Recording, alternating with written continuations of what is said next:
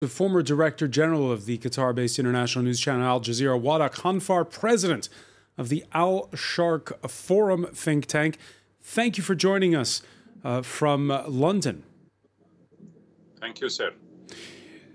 What's your reaction to the news that reported by the Washington Post that the Saudi kingdom has been paying these sums to Jamal Khashoggi's children? It describes exactly what the Saudis are used to do. Always they believe that they can buy their way out of any crisis through money. This is what they have been doing about Jamal Khashoggi's story, not only with the family, but even with governments, trying to sign contracts of arms trade and many other investment projects in order to buy their silence. This is a typical Saudi strategy that money could resolve any conflict and could buy their way out of it, even if it is a killing of someone where the whole world is demanding to know the truth about it and to reach certain justice. Even the body we have not seen so far. We haven't found. They haven't told us what happened to it. And they can get out of it, as they believe, just through bribing people and through splashing money around internationally and to the family. And you were a personal friend of Jamal Khashoggi. Have you been in contact with his family? Actually, no, I have not been in contact. I do understand the conditions of the family. I mean, the family, most of them, or some of them are living in Saudi Arabia, some of them are living in US, but they have also relatives in Saudi Arabia. So with such conditions, with such a regime, I don't think the family will be free to express exactly what they feel or what they ask for, because the regime definitely has many ways of convincing them or pressurizing them to do things to his satisfaction. But every one of us know Jamal Khashoggi's story is not an issue of blood money to be paid for a family. It's not a tribal issue that be resolved through such kind of mechanisms. It is an international issue. It is a matter that touches the hearts of millions of people, of journalists across the world, of human rights activists, and everyone who has seen this horrific incident, crime happening in Istanbul. Yeah, it has not fallen out of the public eye. What were your thoughts when it first occurred on that score? Actually, I was with Jamal in London one day before his murder. He was full of hope. He was full of aspirations, not only for himself personally, where he's going to get married in the next few weeks, but also for the Arab world, for democracy to thrive again in the Arab world, for his country, homeland, Saudi Arabia, to be reformed. He did not even speak about a revolution in Saudi Arabia or about changing the regime of Saudi Arabia.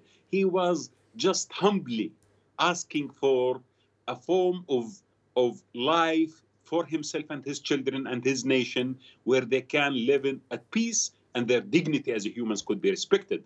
He was murdered only for that. He was murdered because he had that kind of humble aspirations, a human tendency to live at peace and to be appreciated.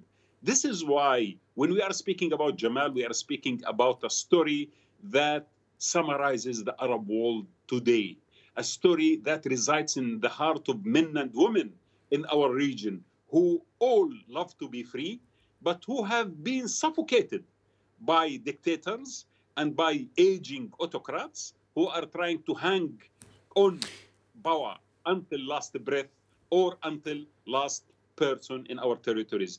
Jamal is a symbol for struggle in the Arab world, and I think he has introduced to us in his death a great meaning for what journalism is about and what integrity is about. He redefined to us the ceiling of journalism and the ceiling of integrity, and we are going to follow through this because I think the Arabs will never let Jamal down.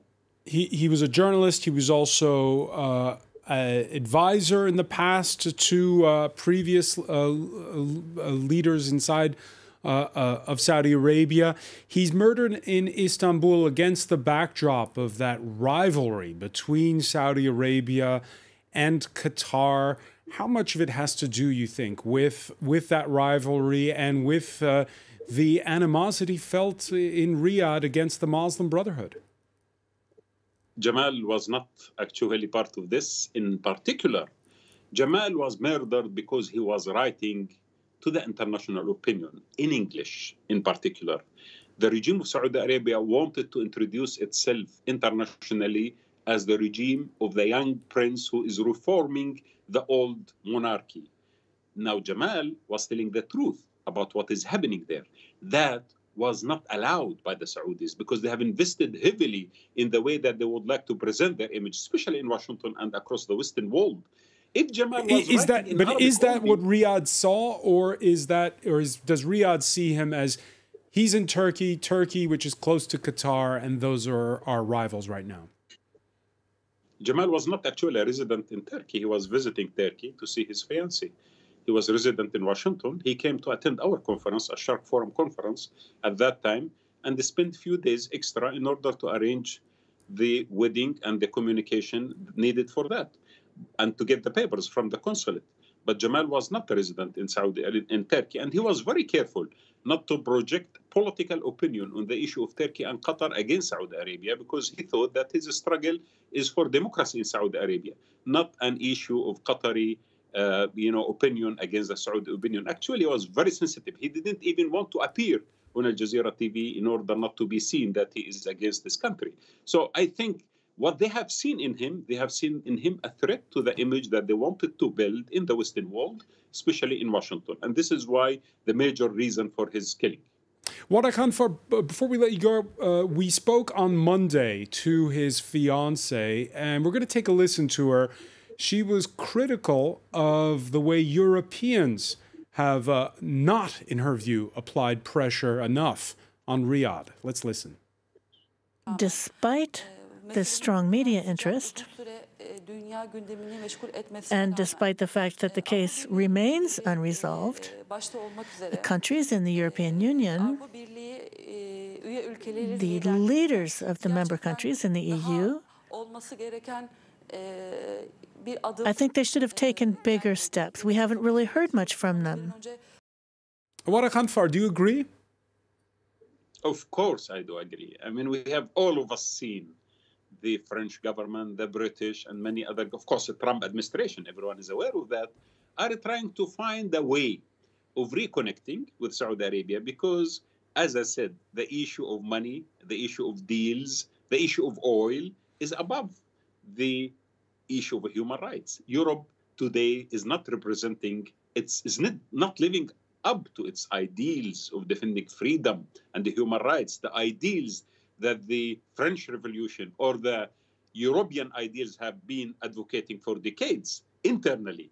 But outside, unfortunately, it is a matter of interest rather than the matter of idealistic ideas. And we are sad because we thought that given the momentum that journalists across the world, the human rights activists across the world, and even the public saw in this crime, a horrific crime, that the regime should not really be, has impunity for it.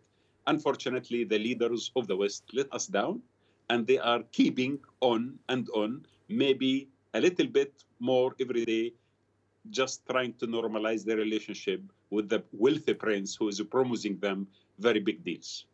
Wadah Khanfar, president of the Al Sharq Forum, many thanks for speaking with us from London. Thank you very much, sir.